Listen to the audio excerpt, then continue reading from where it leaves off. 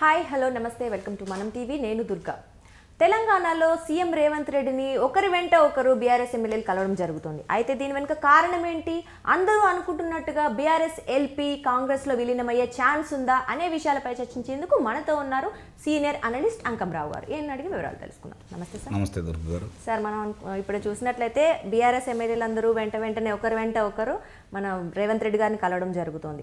అందరూ ఏమో వీళ్ళు ఆ పార్టీ మారబోతున్నారు కాబట్టే ఒకళ్ళు రేవంత్ రెడ్డి గారితో మీటింగ్లో ఉన్నారు అని తెలుస్తోంది. ఇంతకుముందు చూసుకున్నట్టయితే మెదక్ నుంచి కొంతమంది ఎమ్మెల్యేలు నలుగురు, సింతా లక్ష్మారెడ్డి గారు అయితే ఏంటి, మహిపాల్ రెడ్డి గారు వీళ్ళు కలవడం జరిగింది. రీసెంట్గా ప్రకాష్ గౌడ్ గారు కలవడం జరిగింది. అయితే వీళ్ళందరూ ఏంటంటే బీఆర్ఎస్ ఎల్పీ విలీనం జరగబోతుంది అని అయితే ఒక చర్చ వస్తుంది. ఇది నిజమేనా? ఎందుకు ఒకళ్ళని కలవడానికి రీజన్ ఏంటి అసలు? అంటే నీవు నేర్పిన విద్యే నిరదీక్ష అని చెప్పని గతంలో ఒక నానుడు ఉండేది. అసలు ఇలాంటి దానికి ఆజ్యం పోసింది కాంగ్రెస్ పార్టీ మొట్టమొదటి నుంచి కూడా. తర్వాత దాన్ని వచ్చిన వాళ్ళందరూ కొనసాగిస్తూనే ఉన్నారు. ఇందులో ఎవరు అతిథులేం కాదు, అన్ని పార్టీలు కొనసాగిస్తూనే ఉన్నాయి. ఆ క్రమంలో మొన్న 2014లో ప్రత్యేక రాష్ట్రం ఏర్పడిన తర్వాత దాన్ని పతాక స్థాయి తీసుకెళ్లిన వ్యక్తి కేసీఆర్ గారు. తెలంగాణ రాష్ట్రానికి సంబంధించి తెలుగుదేశం పార్టీని, అట్లాగే కాంగ్రెస్ పార్టీలోంచి వచ్చిన వాళ్ళని, గెలిచిన ప్రజాప్రతినిధులని, ఆయనకి బలం ఉన్నా కూడా, అత్యధిక బలం ఉన్నా కూడా వాళ్ళని మళ్ళీ తీసుకొని పార్టీలు నిర్వీర్యం చేశారు. మరి ఈరోజు వీళ్ళకి అవకాశం వచ్చింది, ఎందుకు వదిలిపెడతారు చెప్పండి? అంటే ఇంతకుముందు టీఆర్ఎస్ పార్టీలో టీడీపీ ఎల్పీ అయితే ఏంటి, కాంగ్రెస్ ఎల్పీ కలిసింది కాబట్టి ఇప్పుడు దెబ్బకు దెబ్బ తీసుకోవడం కోసం రేవంత్ రెడ్డి గారు ఇలా చేస్తున్నారంటారా? అంతే కదా. రాజకీయంగా అవతల వ్యక్తులను బలపడాలని ఎవరు మాత్రం ప్రయత్నిస్తారు? అధికారంలో ఉండేవాళ్ళంతా ఎదుటి పార్టీని బలహీనం చేయడానికి ప్రయత్నం చేస్తారు. అందుట్లో నేను చెప్పినట్టు కాంగ్రెస్ పార్టీ దీంట్లో అన్వేషణ చెయ్యి, అది ఎలాంటి సందేహం కూడా ఏం లేదు.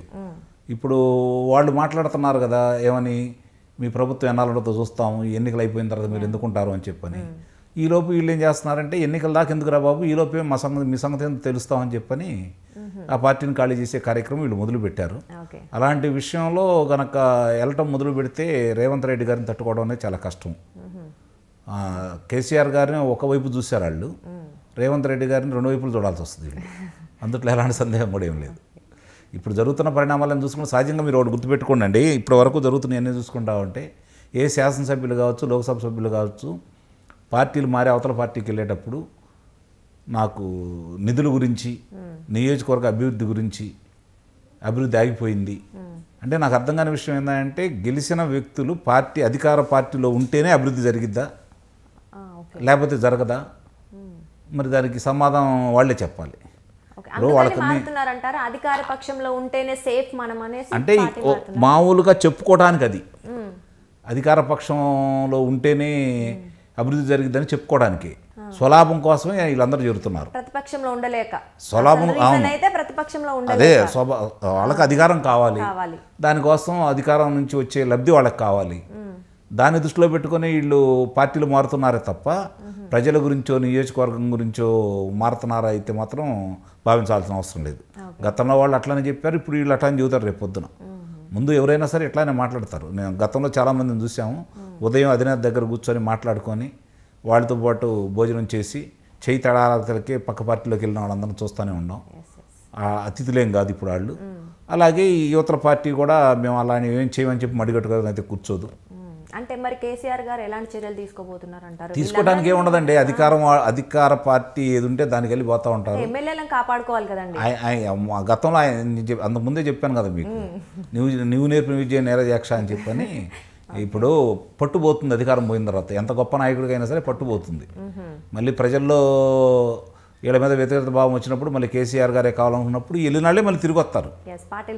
అసలు సహజమే కదా, వీళ్ళు ఇటు నుంచి అటు వెళ్ళారు, అటు నుంచి ఇటు వస్తారు. కాంగ్రెస్ పార్టీ నుంచి బీఆర్ఎస్కి వెళ్ళారు, ఇప్పుడు బీఆర్ఎస్ నుంచి కాంగ్రెస్ పార్టీకి వస్తారు.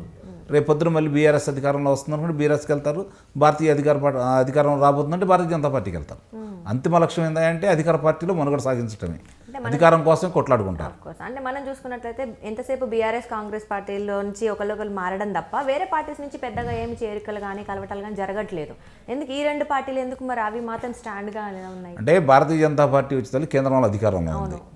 సహజంగా ఈరోజు భారతీయ జనతా పార్టీ అందరినీ భయపెడతా ఉంది, అన్ని వ్యవస్థలను అదుపు చేసుకొని వాళ్ళ ఇష్టారాజ్యంగా చేస్తూ ఉన్నారు. కాబట్టి వాళ్ళ జోలికి ఊరు రారు. వాళ్ళ ఉన్న 8 మంది శాసనసభ్యులు కూడా వాళ్ళు మారతారని అయితే నేను భావించను. ఎవరన్నా కాంగ్రెస్ పార్టీలో చేరడానికి ఇష్టం లేని వాళ్ళు ఎవరన్నా ఉంటే కొంతమంది ఆ పార్టీలో కూడా చేరుతున్నారనే సమాచారం కూడా ఉంది.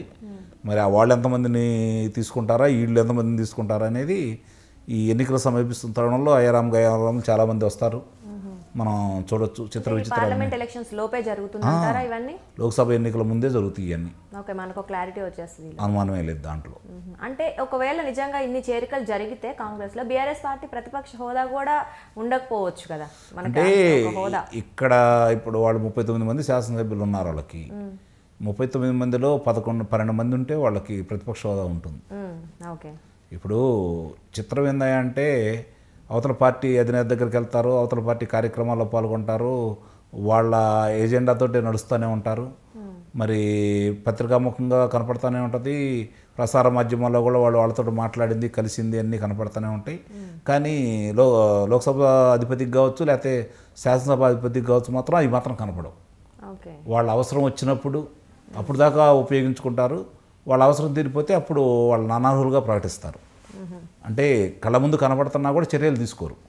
పార్టీ మారిన వెంటనే వాళ్ళ సభ్యత్వాన్ని కనుక రద్దు చేయగలిగే విధంగా కనుక పార్టీలో ముందుకెళ్తే అప్పుడు వీటన్నిటికీ అడ్డుకట్టబడతా ఉంటుంది. అలా అయితే ఆల్మోస్ట్ అందరూ మారే వాళ్ళే కదా, ఆల్మోస్ట్ అందరినీ చేయాల్సి వస్తుంది. అదే అట్లా అప్పుడు కానీ ఇలా బలాలేంటో బలహీనతలు ఏంటో కూడా ప్రజలకు అర్థమైపోతూ ఉంటుంది.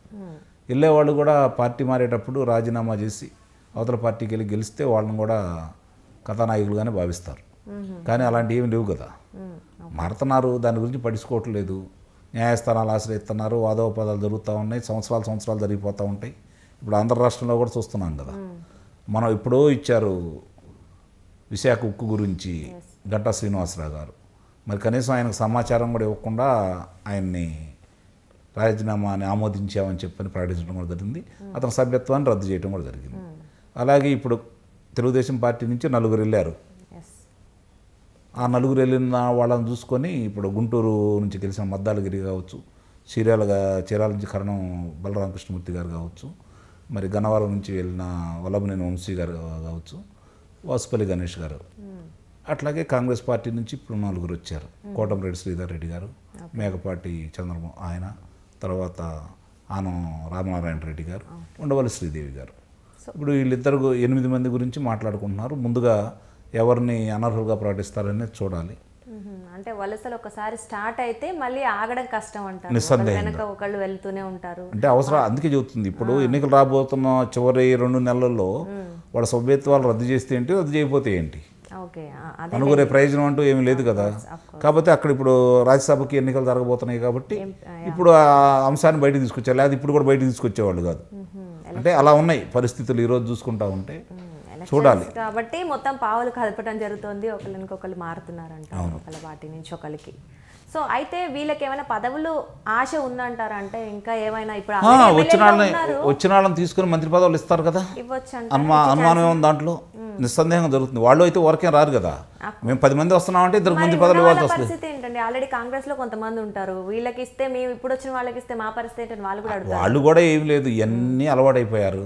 కాసేపు లోకలు ఉంటాయి, వాళ్ళ ప్రయోజనాలు ఏదో వాళ్ళు చెబుతారు, ఆ ప్రయోజనాలు వాళ్ళు పొందుతారు, నెలకొండ కూర్చుంటారు.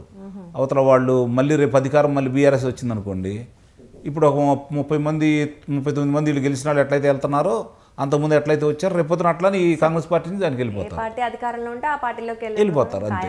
ఇక దీనికి నీతి నియమాలు ఒక రాజకీయ సిద్ధాంతాలను అయితే లేవు కదా. అధికారమే పరమావిధిగా భావిస్తున్నారు కాబట్టి జరిగే పరిణామాలన్నీ ఇట్లానే ఉంటాయి. అవి కాకపోతే ఏంటంటే కొన్ని రోజులు ప్రసార మాధ్యమాలకి పత్రికల వాళ్ళకి దాని గురించి చర్చించుకోవడానికి కాసేపు అది అంత తప్ప వేరే ఉండదు, సర్వసాధారణం అయిపోయింది అనమాట ఈరోజు. అయితే ఓకే సార్, మొత్తానికైతే చర్చ అయితే తీవ్రంగా నడుస్తుంది. ఏం జరగబోతుంది అనేది మరికొద్ది రోజుల్లోనే మనకు తెలుస్తుంది. Thank you sir.